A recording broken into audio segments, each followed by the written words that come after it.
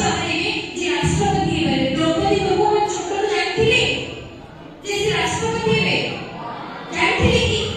ଜାଣିଥିଲେ, ସେ କେବେ ପାଠ ପଢି ନଥିଲେ। ପଢିଥିଲେ? ଯେହେତୁ ସେ ଜାଣିନଥିଲେ ସେ ଭବିଷ୍ୟତରେ ରାଷ୍ଟ୍ରପତି ହେବେ, ସେଥିପାଇଁ ସେ ପାଠ ପଢୁଥିଲେ। କଷ୍ଟ କରୁଥିଲେ ନା ନାହିଁ? ବିନା କଷ୍ଟରେ କିଛି ମିଳେ? ବିନା କଷ୍ଟରେ କେହି ମଧ୍ୟ କିଛି ପାଇପାରିବେ ନାହିଁ। ସେଥିପାଇଁ ଆଜି କ୍ଲାସକୁ ସମସ୍ତେ ମନ ଦେଇ ଶୁଣିବେ। ଲେଖା କ'ଣ ଅଛି? ବିଦ୍ୟାର୍ଥୀ ଜୀବନରେ ବ୍ୟକ୍ତିତ୍ୱର ବିକାଶ କେମିତି କରିଥାଏ? ବିକାଶ, ନିର୍ମାଣ, ପରିଷ୍କାର। ଖାଲି ବିକାଶ ନୁହଁ, ବିକାଶ, ନିର୍ମାଣ ଆଉ ପରିଷ୍କାର। କାରଣ ଯେତେବେଳେ ଛୋଟ ଥିଲ ସେତେବେଳେ କାମ ଥିଲା ବିକାଶ, ନିର୍ମାଣ, ଯୋଉଟା କି ଏବେ ମଧ୍ୟ ହେଇପାରେ। ନିର୍ମାଣ କରିପାରିବ ନା ନାହିଁ? କିଛି ଜିନିଷ ଆମେ କିଛି ମ୍ୟାଥ, କିଛି ସାଇନ୍ସ, କିଛି ଗଣିତ, କିଛି ବିଜ୍ଞାନ, କିଛି ସାମାଜିକ ଆମେ ଜାଣିନା, ଆଜି ମଧ୍ୟ ପଢିପାରିବା ନା ନାହିଁ? କାରଣ ଯେତେ ଯାଇ ସ୍କୁଲ ୟୁନିଫର୍ମରେ ଅଛ, ଏ ଗଣବେଶ ଭିତରେ ତମେ ରହିଯାଇଛ, ସେତେ ପର୍ଯ୍ୟନ୍ତ ତମେ ବିଦ୍ୟାର୍ଥୀ, ଆଉ ସେତେ ପର୍ଯ୍ୟନ୍ତ ତମେ ପ୍ରଥମ କ୍ଲାସର ପାଠଟା ମଧ୍ୟ ପଢିପାରିବ। ପଢିପାରିବ ନା ନାହିଁ? ପରିଷ୍କାର, ଯୋଉଗୁଡାକ ଭୁଲ କରିଯାଇଛ, ଆଜି ଯଦି ତମକୁ ଅନୁଭବ କରୁଛି ହଁ ମୁଁ ସେ ଭୁଲ କରିଛି, ତାହେଲେ ଆଜି ମଧ୍ୟ ସମୟ ଅଛି ନା ନାହିଁ ତାକୁ ମାର୍ଜନା କରିଦେବା। ଜୀବନ ଈଶ୍ୱରଙ୍କର ସର୍ବଶ୍ରେଷ୍ଠ ବରଦାନ। କିଏ କହୁଛି ମୋତେ ପେନ୍ଟି ଗିଫ୍ଟ ଦେଲୁନି? ମୋର ଜନ୍ମଦିନ ଥିଲା, ମୋତେ ପେନ୍ଟି ଦେଲୁନି, ମୋତେ ଗୋଲାପ ଫୁଲଟେ ଦେଲୁନି, ମୋତେ ଟିଫିନ୍ ବକ୍ସ ଦେଲୁନି, ମୋତେ କମ୍ପାସ ଦେଲୁନି? ଭଗବାନ ଏତେ ସୁନ୍ଦର ଶରୀର ଗିଫ୍ଟ ହିସାବରେ ଦେଇଛନ୍ତି। ଦେଇଛନ୍ତି ନା ନାହିଁ? ମଣି, ମାଙ୍କଡ ହେଉ, କୁକୁର ହେଉ କିମ୍ବା କୌଣସି ପ୍ରାଣୀ, ଅନ୍ୟମାନେ ମନୁଷ୍ୟ ଛଡା, ସେମାନେ କ'ଣ ଏତେ ସେନ୍ସିଟିଭ, ମାନେ ଏତେ ଜ୍ଞାନୀ? ସେଥିପାଇଁ କୁହାଯାଇଛି ଜୀବନ ଈଶ୍ୱରଙ୍କର ସର୍ବଶ୍ରେଷ୍ଠ ବରଦାନ। ହଁ ନା ନାହିଁ? ମୁଁ କାହାରି ସମାନ ନୁହେଁ। ସତ କଥା କହିଲ, ଜଣେ ଭଉଣୀ ଅନ୍ୟ ଜଣଙ୍କ ସହିତ ସମାନ? ହୁଏତ ଆମେ ଝିଅ ହେଇଛୁ ବୋଲି କିଛି କିଛି ଅଙ୍ଗର ସମାନ ହେଇଥାଏ, ଭାଇମାନେ ହେଇଛନ୍ତି ବୋଲି ସେମାନଙ୍କର ଅଙ୍ଗ ସମାନ ହେଇଥାଏ, କିନ୍ତୁ ଚେହେରା ସମାନ, ରଙ୍ଗ ସମାନ, ଉଚ୍ଚତା ସମାନ, ସମାନ ନୁହଁ ନା? ସମାନ କି? ସେଥିପାଇଁ କୁହାଯାଇଛି ମୁଁ କାହାରି ସମାନ ନୁହଁ, ମୁଁ ସବୁଠାରୁ ଅଲଗା। ଅଲଗା ନା ନାହିଁ? ମୁଁ ଈଶ୍ୱରଙ୍କର ଏକ ଅନନ୍ୟ ସୃଷ୍ଟି। ସେତିକି ମାନେ କୁହାଯାଏ 33 କୋଟି ଜନ୍ମ ପରେ ମୋର ଜନ୍ମ ନିଃସନ୍ୟ କଠୋର ତପ ଫଳେ, ଅସଂଖ୍ୟ ଯୋନି ଭ୍ରମଣ ପରେ ଏହି ଶରୀର ମିଳେ। ପଞ୍ଚଭୂତରେ ଗଢ଼ା ଶରୀର, ଦିଶେ କି ମନୋହର। ଆମ ଭିତରେ ଏହି ସୌନ୍ଦର୍ଯ୍ୟର ପାତର ଅନ୍ତର ଲାଗିଥାଏ ନା? ପଶୁମାନେ କ'ଣ ଲାଗନ୍ତି ସେମିତି? ଆରେ ମୁଁ ଗୋଟେ ସୁନ୍ଦର ଅଛି, ମୁଁ ଗୋରା ଅଛି, ମୁଁ ଏମିତି ରେଡି ପକେଇଛି। ପଶୁମାନେ ଲାଗନ୍ତି ଏମିତି? ମୁଁ ଟିକେ ସ୍ଲୋ ପାଉଡର ଲଗେଇଦେଲେ କାଲି ଆଉ ଟିକେ ସୁନ୍ଦର ହେଇଯିବି। ପଶୁମାନେ ଭାବନ୍ତି? ପକ୍ଷୀମାନେ ଭାବନ୍ତି? ସେଥିପାଇଁ କୁହାଯାଇଛି ଆମେ ସମସ୍ତଙ୍କଠୁ ଅଲଗା, ଆଉ ଆମେ ହଉଛୁ ଈଶ୍ୱରଙ୍କ ବରଦାନର ଏକ ଅନନ୍ୟ ସୃଷ୍ଟି।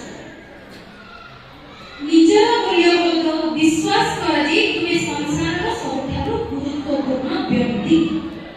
ହଁ ନା ନାହିଁ? ଏତିକି ଭିତରେ ତମେ ଜାଣିପାରିଥିବ ଯେ ତମେ ସମସ୍ତଙ୍କଠୁ କ'ଣ ଅଲଗା। ଆଜି ପଢିବା ବ୍ୟକ୍ତିତ୍ୱ, ମୁଁ ଯୋଉଟା କହିଲି ଫେସ୍, ଦେଖ ସେ ଦି ଜଣ ମଧ୍ୟରେ ମଧ୍ୟ ଅଲଗା ଅଛି। ଅଲଗା ଅଛି କି ନାହିଁ? ଜଣଙ୍କର ଟିକେ ପାଟି ବଡ, ଜଣଙ୍କର ଛୋଟ, ଜଣଙ୍କର ଓସାରିଆ, ଜଣଙ୍କର ମୁହଁ ଏମିତି ଅଛି, ସେମିତି ଅଲଗା ଅଛି ନା ନାହିଁ? ଆରେ ଗୋଟେ ଡିଜାଇନ ବି ବନେଇବ ତାହେଲେ ମଧ୍ୟ ଅଲଗା ହେଇଯାଉଛି। ତ ଆମେ ମନୁଷ୍ୟ, ଭଗବାନଙ୍କ ସୃଷ୍ଟିରେ ଆମେ ଅଲଗା ଅଲଗା ହେଇକି ଜନ୍ମ ହେଇଛେ।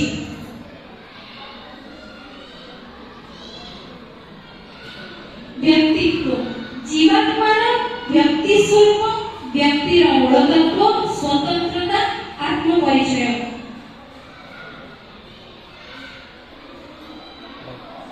ପ୍ରତ୍ୟେକ ଆତ୍ମା ନୈସର୍ଗିକ ରୂପେ ଦିବ୍ୟ ଓ ଦେବତ୍ୱର ପରିପ୍ରକାଶ ହିଁ ଏହି ବ୍ୟକ୍ତିତ୍ୱର କାର୍ଯ୍ୟକ୍ରମର ଚରମ ଲକ୍ଷ୍ୟ। କିଏ କହିଛନ୍ତି?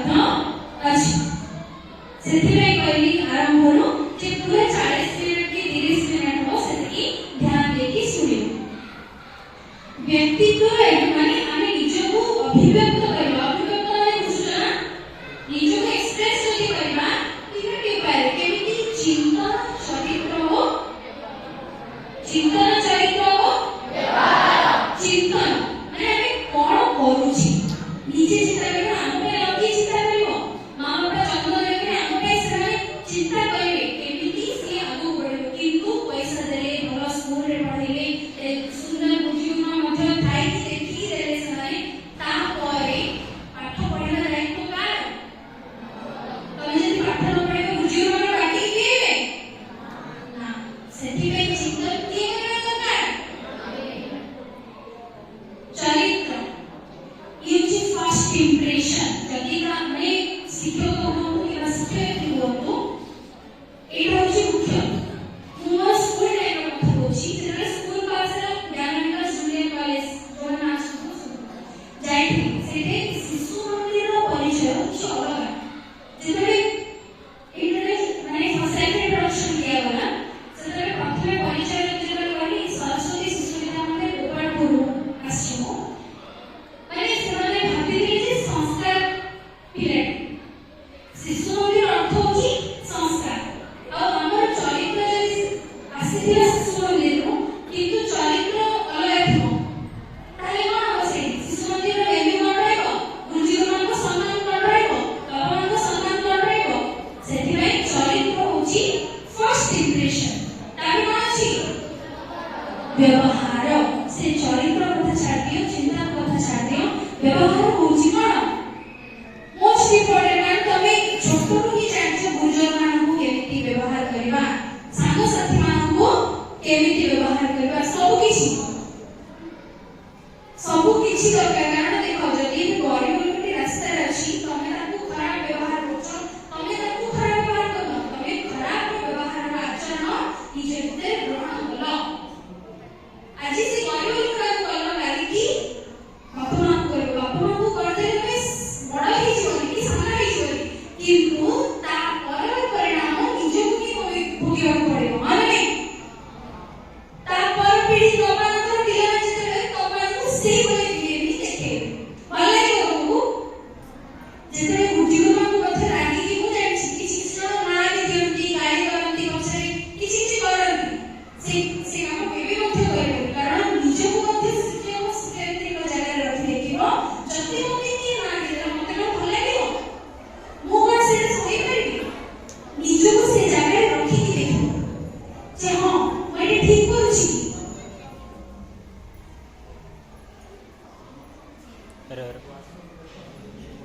ତାପରେ ହେଉଛି ଜୀବନର ଲକ୍ଷ୍ୟ। ଆଚ୍ଛା ମୁଁ ଟିକେ ପଚାରେ, ଜୀବନର ଲକ୍ଷ୍ୟ କ'ଣ?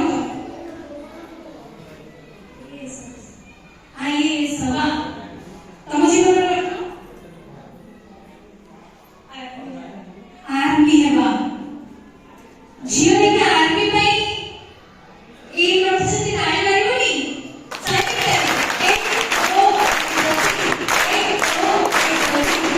ଜୀବନର ଲକ୍ଷ୍ୟ ବସ୍। ଜୀବନର ଲକ୍ଷ୍ୟ ଆଇଏଏସ୍ ହେଲା ପରେ କ'ଣ ସରିଲା? ଆଉ କିଛି ନାହିଁ? ଆଇଏଏସ୍ ହେଲା ପରେ ଚେୟାରରେ ବସିଯିବ? ନାଇଁ। ଆର୍ମି ହେଲା ପରେ କ'ଣ ବସିଯିବ? ଆଉ ବନ୍ଧୁକ ଉଠେଇବନି, ଲଢ଼ିବନି ଯାଇକି? ଜୀବନର ଲକ୍ଷ୍ୟ ତାକୁ କୁହାଯାଏ। ମାନେ ଆଇଏଏସ୍ ହେଲା ପରେ ମଧ୍ୟ ତା ପର ପ୍ରମୋସନ ଆମକୁ ଦରକାର ପଡୁଛି ନା ନାହିଁ? ଗୁରୁଜୀ ପ୍ରଧାନାଚାର୍ଯ୍ୟ ହେଲା ପରେ ମଧ୍ୟ ଚାହୁଁଥିଲେ ଯେ ଆଉ ଟିକେ ଆଗକୁ ହଉ, ନା ସମସ୍ତେ ଚାହାନ୍ତି। ଦଶମ ଶ୍ରେଣୀ ପାସ୍ କଲା ପରେ କ'ଣ ଏକାଦଶ ପଢିବେନି? ଜୀବନର ଲକ୍ଷ୍ୟ ସେଇଟା ନାହିଁ। ଜଣକୁ ପଚରାଗଲା ଯେ ଜୀବନର ଲକ୍ଷ୍ୟ କ'ଣ, ସେ କ'ଣ କହିଲେ ଜାଣିଛ? ମୁଁ ଯେତେବେଳେ ମରିବି ମୋର ଶବ ଦେହରେ ତ୍ରିରଙ୍ଗା ପତାକା ଥିବ, ସେଇଟା ହେଉଛି ମୋର ଜୀବନର ଲକ୍ଷ୍ୟ। ମାନେ କେତେ ବଡ କଥା ଜାଣିଛ? ଜଣେ ଯଦି ଦେଶ ପାଇଁ ଶହୀଦ ନ ହଉଛି, ତାହେଲେ ସେଇଠି ଗୋଟେ ତ୍ରିରଙ୍ଗା ପତାକା ରଖାଯିବ ନାହିଁ। ଆମେ ମାନେ ଆମ ଜେଜେବାପା ଯେତେବେଳେ ମରିଲେ, କିମ୍ବା କାହାର ଜେଜେବାପା କି କାହାର ଅଜା ଏମିତି କରିଥିବେ, ସେମାନଙ୍କ ଶବରେ କି ତ୍ରିରଙ୍ଗା ପତାକା ରଖିଛନ୍ତି? ନାଇଁ। ଯଦି ଜଣେ ଦେଶ ପାଇଁ ସେତିକି କାମ କରିବ, ତାହେଲେ ହିଁ ତ୍ରିରଙ୍ଗା ପତାକା ତାର ଶବରେ ରଖାହବ। ତାର ଉଦ୍ଦେଶ୍ୟ କ'ଣ? ଜୀବନର ଲକ୍ଷ୍ୟ ହେଉଛି ପରର ସେବା। କଥାରେ ଅଛି, ମାନବ ଜନ୍ମ ପାଇଛୁ ଯଦି ରେ ଅରପି ଦେବା ସ୍ୱାର୍ଥ ଜନ ସେବାରେ। ମାନବ ଜନ୍ମ, এই ମାନବ ଜନ୍ମ ଯଦି ପାଇଛୁ, ପରର ସେବାରେ ଅର୍ପି ଦେ। ମାନେ ଭଗବାନଙ୍କୁ ଯେତେବେଳେ ପ୍ରାର୍ଥନା କରୁଛ, ନିଜ ମାନଙ୍କର ପ୍ରାର୍ଥନା କେବେ ମଧ୍ୟ କର ନାହିଁ। କଷ୍ଟ କର ନିଜ ପାଇଁ, କିନ୍ତୁ ପାସ୍ କର ପ୍ରାର୍ଥନା ଭଗବାନଙ୍କ ପାଇଁ କେବେ ବି ନିଜ ପାଇଁ କରନି। ଯେତେବେଳେ ସ୍କୁଲର ନାଁ ହଉ ବୋଲି କହିବ, ସ୍କୁଲ ଭିତରେ ତମମାନେ ମଧ୍ୟ ଜଣେ ଜଣେ ଛାତ୍ର ଛାତ୍ରୀ ନା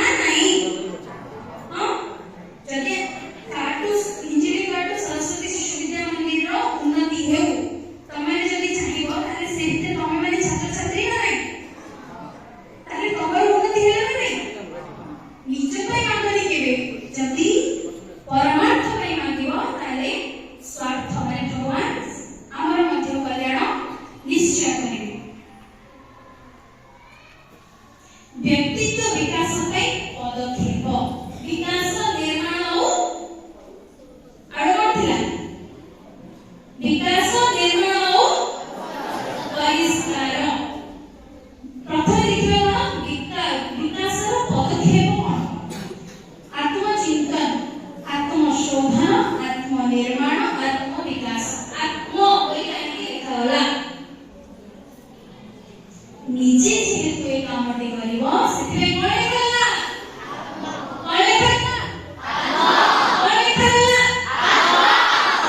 आत्मचिंतन निजे चिंता करिवो ताके कोन आत्मशोधन जदी चिंता करलो सेटा कोन किछि भूल जण पर चिंतन करे रहि जाउछथि नै चिंता कर आज ये पेंटी चोरी चिंता कर ताके शोधन कर नै कि ताको फेरे दे ताके कोन अछि निर्माण देई दे हेउ चिंता कर दे जदी आउथरे पेंच करे ना सेठी कोन करे निर्माण कर नै एठु दृढ़ संकल्प नेली जे से पेंटी चोरी नाही ताके कोन करो आत्म विकास खाली चोरी नाही कहि देई जाउछि ताको कार्य मध्य परिणत करबार से कोन हला आत्म विकास प्रथमे कोन करो आत्म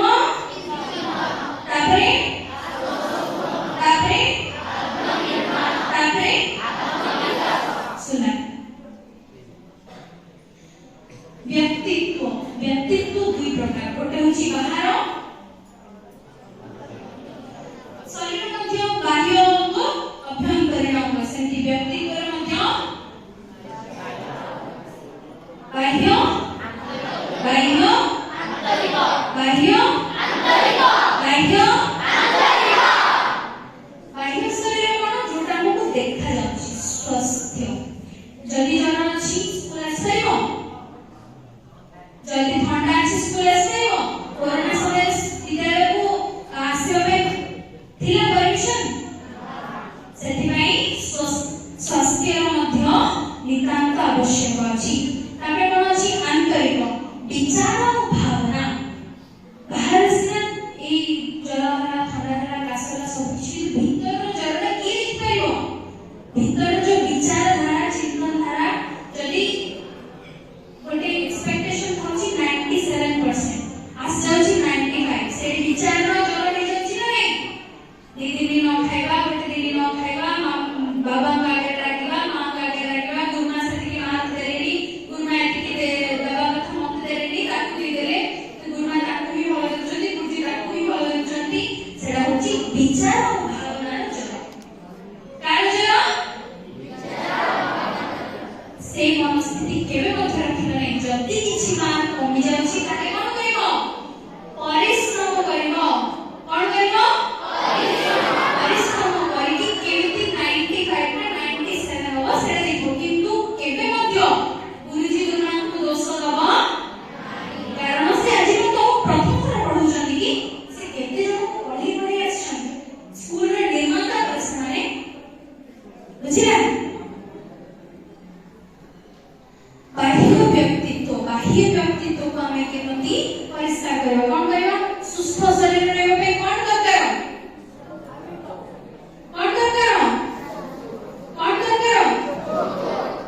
जो करछती की करछन निष्ठा करबो रात उठे सकाळ उठिले केही नाही डॉक्टर रिकमेंड कर डॉक्टर परामर्श दबा आगु निजे निजे संकल्प करि जाओ कुछ ना किछि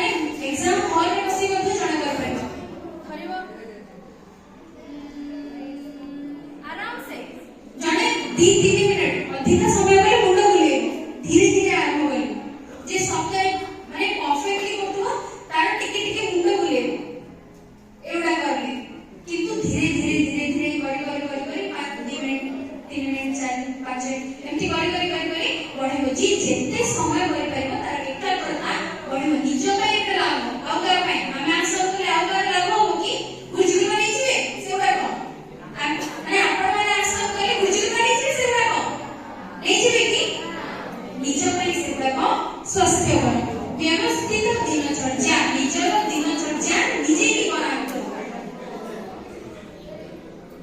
भाई कथाबार्ता भाई दिनचर्या निजे ही बनातो माने किछ न कहते करे मो समय मिलने स्कूल ट्यूशन इम्पोर्टेंट सुस्थ रहबा उपाय आहार सात्विक रखिबा सात्विक माने जो विद्यालय को आपण माने ध्यान रखथिबे जे आमिष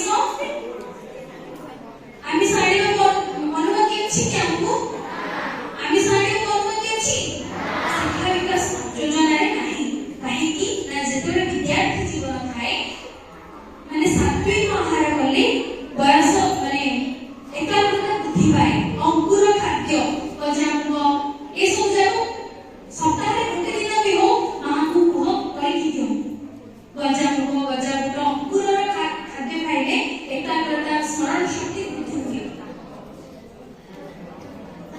कंप्यूटर मोबाइल ए सब रे सीमित रहिबा नाही माने कंप्यूटर मोबाइल रे जेतिकी समय निजर अतिबाहित करछ सेतिकी समय किछि समय मध्य काढी कि कोन करिवो योगा करिवो आसन करिवो निजे मगु मुंड फुटे सब तोतरी खाइवो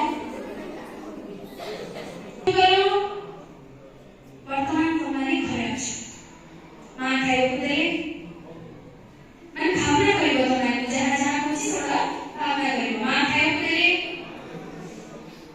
भणी माने बेणी पकेले भाई माने ड्रेस पिंधिले पूरा करो कारण सूर्य हछंती सकल शक्तिर तांकर तेजिया जेतरा हम भितरे प्रवेश हो हमर ऊर्जा हमर भितरे थिबा ज्ञान विकसित हो कथा अछि सत नित्य सूर्य का ध्यान करेंगे अपनी प्रतिभा प्रखर करेंगे मुझे नित्य सूर्य का ध्यान करेंगे अपने अपनी प्रतिभा प्रखर करेंगे नित्य सूर्य का ध्यान करेंगे नित्य सूर्य का ध्यान करेंगे एमती सब सेमिति निजर दिनचर्या सकाळ केतिके उठिबी मन्ने केते खाली होबनी सकाळ उठिले प्रातः स्मरण उपाय होचदी प्रातः स्मरण करात्रे वसते लक्ष्मी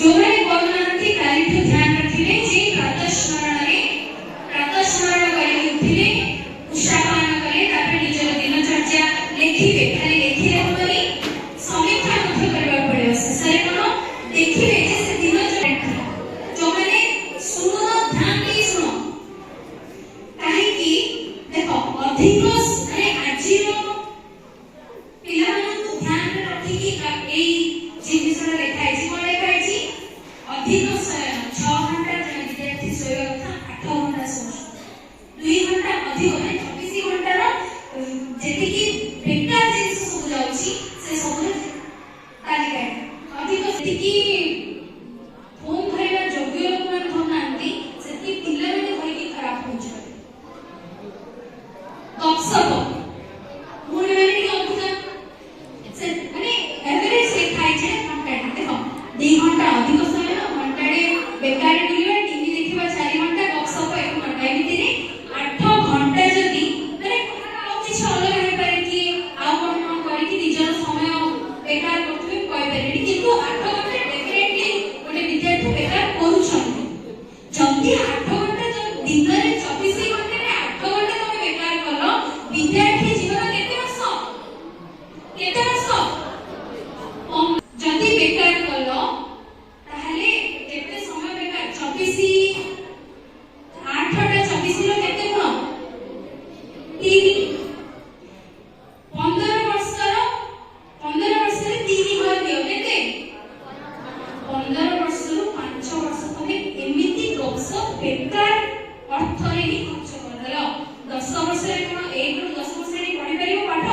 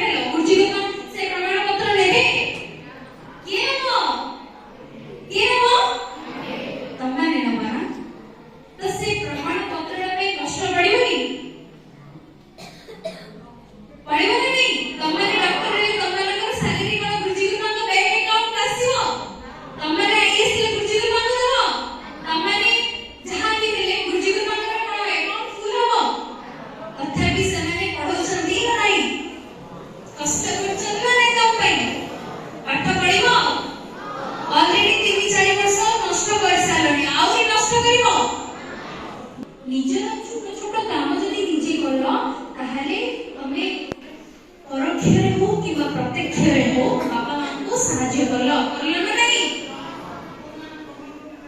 ଏ ସମୟରେ ଝାଳ ଯଦି ନ ବୋହିଲା ତାହେଲେ ପରେ ଝାଳ ବୁହାଇବାକୁ ପଡ଼ିବ। ମାନେ ଯିଏ ପାଠ ନ ପଢିଲା ଫେରିଲା ସିଏ ହଳ ଲଙ୍ଗଳ ଧରିବ। ହଳ ଲଙ୍ଗଳ ଧରିବ ନା ଏବେ ଝାଳ ବୁହାଇବ?